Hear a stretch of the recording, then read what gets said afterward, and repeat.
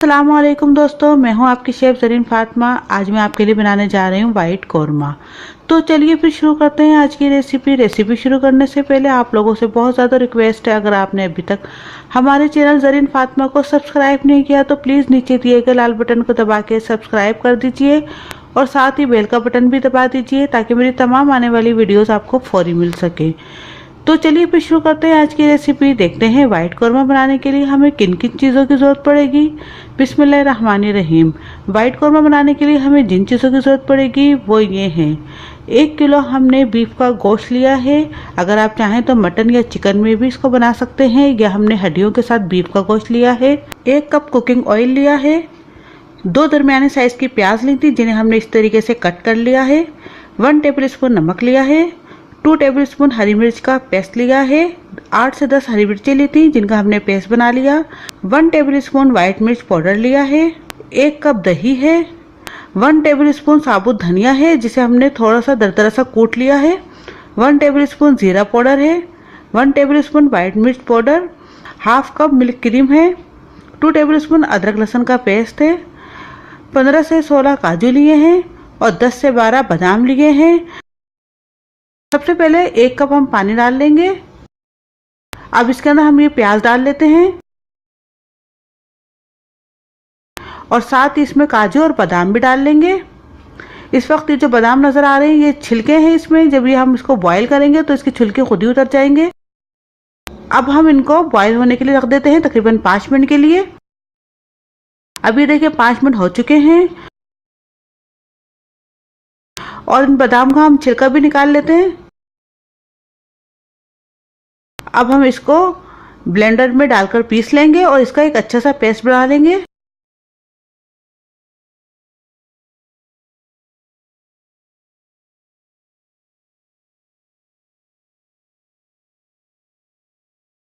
अब ये देखिए पेस्ट तैयार है। अब हम पैन के अंदर गोश्त डाल लेते हैं।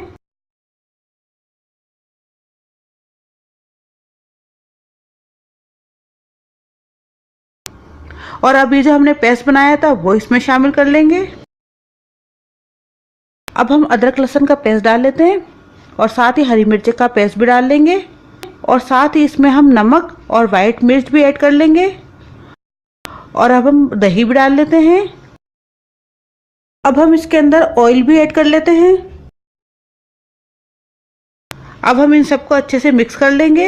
अब ये देखिए मिक्स हो चुका है। अब हम इसको बिल्कुल मीडियम हीट पर पकने के लिए रख देंगे। अब हमने इसको जब तक पकाना है जब तक कि गोश्त गल नहीं जाता। पानी इसके अंदर हमने बिल्कुल नहीं डाला, ये बिल्कुल अपने ही पानी के अंदर पकेगा। बस हमने इसकी फ्लेम की आंच को बिल्कुल मीडियम रखना है। अब हम देख लेते हैं गोश्त को कि वो गला या नहीं।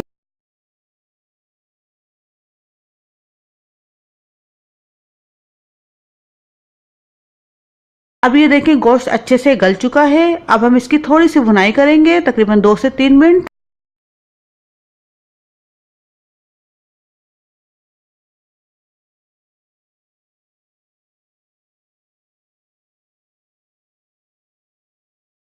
अब ये देखिए भुनाई हो चुकी है। अब इसके अंदर हम एक क्रीम ऐड कर लेते हैं।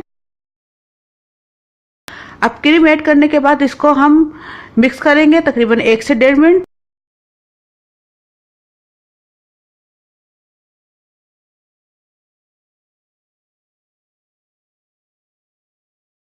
अभी देखिए मिक्स हो चुका है।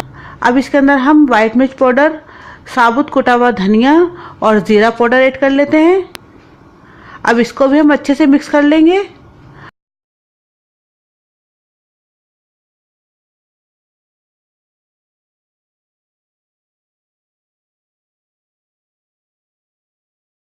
अब हम इसको बिल्कुल हल्की आंच पे 2 मिनट के लिए पकने के लिए रख देंगे।